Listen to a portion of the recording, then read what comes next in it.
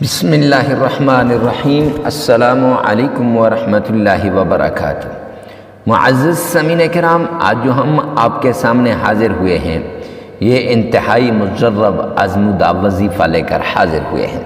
یہ اللہ سبحانہ و تعالی کے نام یا غنیو کا عمل اور اس کے ساتھ قرآن پاک کی ایک سورت کا عمل، چھوٹی سی سورت ہے قرآن پاک کی، اس کا عمل لے کر حاضر ہوا ہوں۔ اللہ کا یہ پیارا نام، اس کو اسم اعظم بھی کہتے ہیں، یہ اسم اعظم کا وظیفہ بھی ہے اور اس کے ساتھ ساتھ قرآن پاک کی اس سورت کا بھی عمل ہے۔ قرآن پاک کے اندر یہ بات آتی ہے کہ قرآن پاک سارے کا سارا شفا ہے، قرآن پاک سارے کا سارا مسائل کا حل ہے، قرآن پاک کے اندر سارے مسائل کا حل موجود ہے۔ قرآن پاک میں ہر چیز کا خاص حل جو ہے وہ موجود ہے۔ بیماری ہو، کوئی کام پھنسا ہوا ہو، مشکل میں ہو، تکلیف کے اندر ہو، تو سب چیزوں کا حل کہاں موجود ہے؟ قرآن پاک کے اندر۔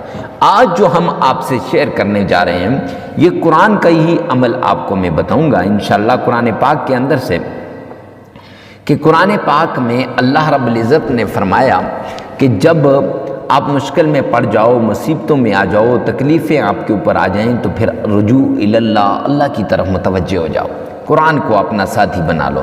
حدیث پاک کے اندر آتا ہے، میرے پیارے پیغمبر نے فرمایا اذا حزبہ امر فدعا الی الصلاۃ، کہ جب تم مصیبت کے اندر پھنس جاؤ، جب تم تکلیف کے اندر پھنس جاؤ، جب تمہارے اوپر کوئی مصیبت آ جائے، اس وقت تم نے کیا کرنا ہے؟ فزع الی الصلاۃ، فوراً نماز کی طرف بھاگنا ہے۔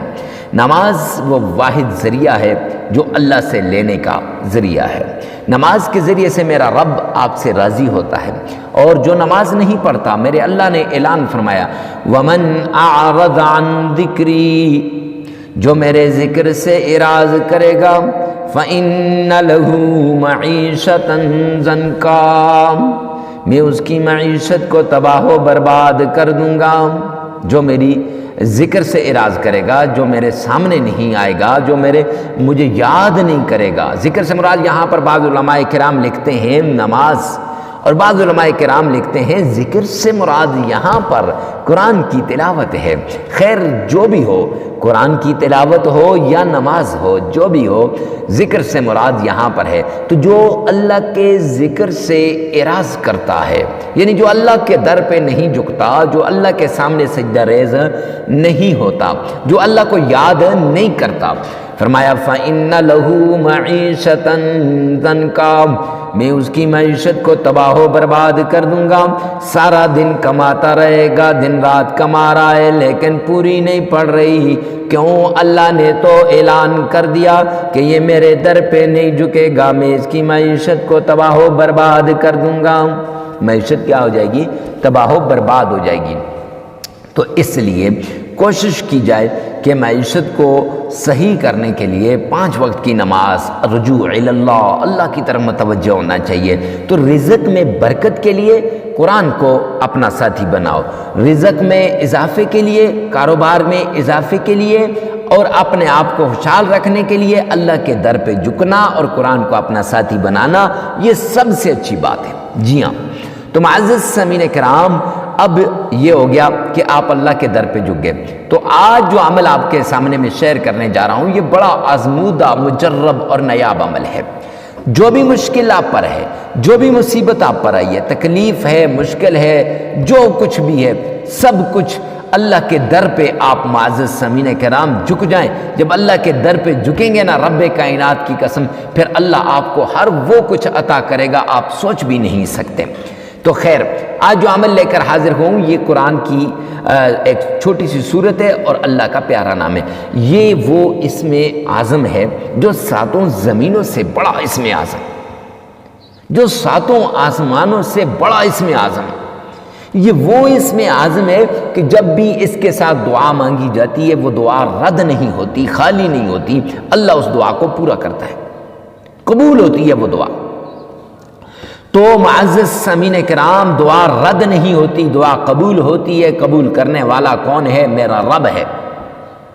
جی ہاں، اللہ دعا کو قبول کرنے والا ہے۔ اور یہ وہ اسم اعظم ہے کہ اس کے ذریعے سے جب بھی اللہ سے مانگیں گے اللہ اور عطا فرمائے گا، اتنا عطا فرمائے گا کہ آپ سوچ بھی نہیں سکتے۔ معزز سامعین کرام، تو یہ خاص اسم اعظم ہے، اور اس کے ساتھ وہ صورت ہے، میرے نبی نے فرمایا، میرے آقا نے فرمایا، آمنہ کے لال نے فرمایا، عبداللہ کے در یتیم نے فرمایا، جب مشکل میں ہو، مصیبت میں ہو، تکلیف میں ہو، جس انسان کے پاس یہ صورت ہو، وہ کہے کہ میں مشکل میں پڑ گیا ہوں، میں مصیبت میں پڑ گیا ہوں، مجھے تکلیف ہے، کوئی پریشانی ہے، تو فرمایا یہ نہیں ہو سکتا کہ یہ صورت بھی ہو اور وہ تکلیف میں ہو، تو اس لیے اس صورت کا دامن کبھی بھی نہیں چھوڑنا۔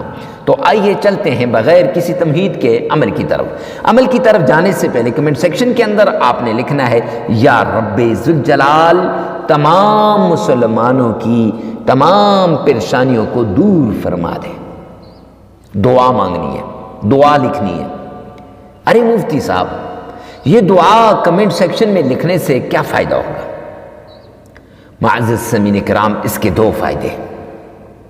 ایک فائدہ یہ ہے کہ جب آپ دعا لکھیں گے تو جس کے لیے آپ دعا مانگتے ہیں وہ اجنبی ہے، اور اجنبی جب اجنبی کے لیے دعا مانگتا ہے تو میرا رب اسے عطا فرماتا ہے۔ جی ہاں، غائب جب غائب کے لیے دعا مانگتا ہے میرا رب اسے کیا کرتا ہے؟ عطا فرماتا ہے، اور وہ دعا فوراً قبول ہوتی ہے۔ خیر، تو آپ نے دعا مانگنی ہے۔ اب یہ دعا، دوسری بات یہ ہے کہ جس کے لیے دعا مانگ رہے ہیں اس کے حق میں دعا قبول ہو یا نہ ہو، آپ کے حق میں مقبول دعا کا ثواب لکھ دیا جائے گا۔ دو فائدے۔ تو دعا مانگ لی، اب آپ نے سب سے پہلے کیا کرنا ہے؟ آپ نے اللہ کے راستے میں صدقہ کرنا ہے۔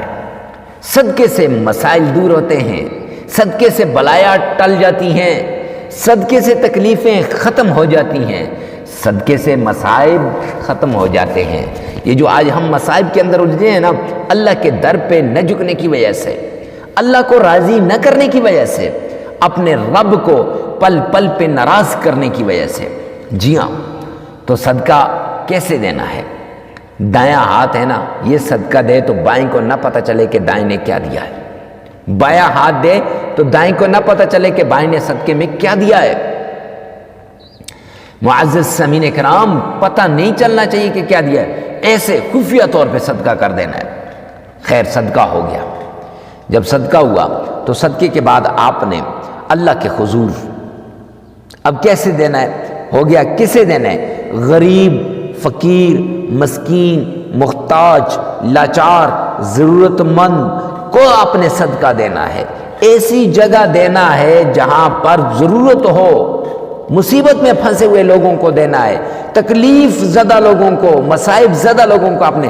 اچھا، اس کا کیا فائدہ ہوگا؟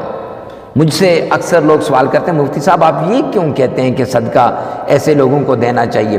ارے بھائی، ہم کہاں سے ڈھونڈیں گے؟ او میرے پیارے بھائی، آپ نے صدقہ دینا ہے ایسے ہی لوگوں کو۔ کیوں؟ ہر پل، ہر آن، ہر گھڑی ضرورت مند نے ایسے ہاتھ اٹھائے، اے کریم رحیم مولا تو میری ضرورتوں کو پورا فرما دے۔ اب وہ اعلان کر رہا ہے، تو اب جس وقت آپ اس کو دیں گے تو اس کے دو فائدے ہوں گے۔ ایک، اس کو صدقہ ہو جائے گا، اور دوسرا کیا ہوگا کہ صدقے کے ساتھ ساتھ دوسری بات یہ ہے کہ وہ شخص، اس کی ضرورت پوری ہو جائے گی۔ اور حدیث پاک کے اندر آتا ہے جب مسلمان کسی مسلمان کی ایک ضرورت کو پورا کرتا ہے نا تو 100 ضرورتوں کو میرا رب اس کی پوری کرتا ہے۔ حدیث بخاری شریف کی روایت ہے، عام نہیں ہے۔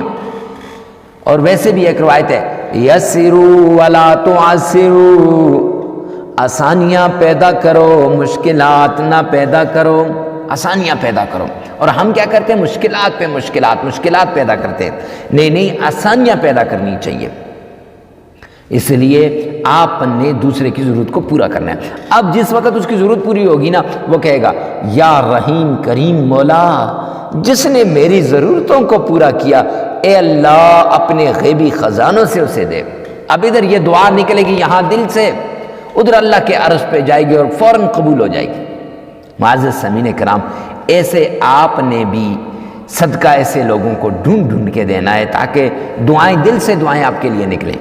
خیر، صدقہ دینے کے بعد آپ نے اللہ کا پیارا پیارے حبیب جناب مدنی کریم صلی اللہ علیہ وآلہ وسلم کی شان میں درود پاک پڑھنا ہے، محبت کے ساتھ، عقیدت کے ساتھ، پیار کے ساتھ، الفت کے ساتھ، ذوق کے ساتھ، شوق کے ساتھ، ایسے طریقے سے آپ نے پڑھنا ہے کہ گویا آپ روضہ رسول کے بالکل سامنے کھڑے ہیں۔ ایسے طریقے سے پڑھنا ہے کہ گویا آپ اپنے آقا کے روزے کی جالیوں کو تھام کے کھڑے ہیں۔ معزز سامعین کرام، جب آپ اپنے آقا پر درود پاک پڑھ لیں گے تو آئیے میرے ساتھ مل کے ایک بار درود پاک پڑھیے۔ اللہم صلی علی محمد وعلی آل محمد کما صلیت علی ابراہیم وعلی آل ابراہیم انک حمید مجید اللہم بارک علی محمد وعلی آل محمد کما بارکت علی ابراہیم وعلی آل ابراہیم انک حمید مجید۔ یہ آپ نے 3 مرتبہ پڑھنا ہے، بڑے شوق سے ذوق سے پڑھنا ہے، جتنے پیار سے پڑھیں گے اتنی جلدی آپ کا کام ہو جائے گا۔ خیر، اس کے بعد 3 مرتبہ آپ نے پڑھنا ہے۔ اگر آپ کا تلفظ ٹھیک نہیں ہے نا تو پریشان ہونے کی ضرورت نہیں ہے۔ پریشان کیوں ہوتے ہیں؟ فکر کیوں کرتے ہیں؟ نہ پریشان ہونے کی ضرورت ہے، نہ ٹینشن لینے کی، نہ فکر کرنی۔ اسی ویڈیو میں سے 3 مرتبہ پیچھے کریں اور اس درود پاک کو سنیں اور 1 مرتبہ اپنی زبان سے ادا کر لیں۔ خیر، اس کے بعد آپ نے یا غنی یا غنی 313 مرتبہ پڑھنا ہے، پھر 7 مرتبہ اِنَّا أَعْطَيْنَاكَ الْكَوْثَرَ فَصَلِّ لِرَبِّكَ وَانْحَرْ إِنَّ شَانِئَكَ هُوَ الْأَبْتَرُ۔ یہ صورت آپ نے پڑھنی ہے 7 مرتبہ، اور پھر 313 مرتبہ آپ نے یہی یا غنی یا غنی یہ پڑھنا ہے، اور پھر اس کے بعد آپ نے معزز سامعین کرام 3 مرتبہ درود پاک پڑھ لینا ہے۔ اب یہ 300 دانوں والی ایک تسبیح لے لیں، ایک تسبیح ہو جائے گی، ایک تسبیح، اور یہ عمل لگاتار 3 دن کرنا ہے۔ 3 دن کا یہ عمل ہے۔ عمل کے دوران آپ نے ناغہ نہیں کرنا، جگہ کی قید نہیں ہے، وقت کی قید نہیں ہے۔ ویڈیو کو ثواب کی نیت سے صدقہ جاریہ سمجھ کر آگے شیئر کرنا مت بھولیے گا۔ پھر 1 مرتبہ سن لیں وظیفہ، درود پاک 3 مرتبہ، 313 مرتبہ یا غنیو، 7 مرتبہ سورہ کوثر، 313 مرتبہ یا غنیو، 3 مرتبہ درود پاک، عمل مکمل ہو جائے گا۔ اللہ میرا اور آپ کا حامی و ناصر ہو۔ والسلام۔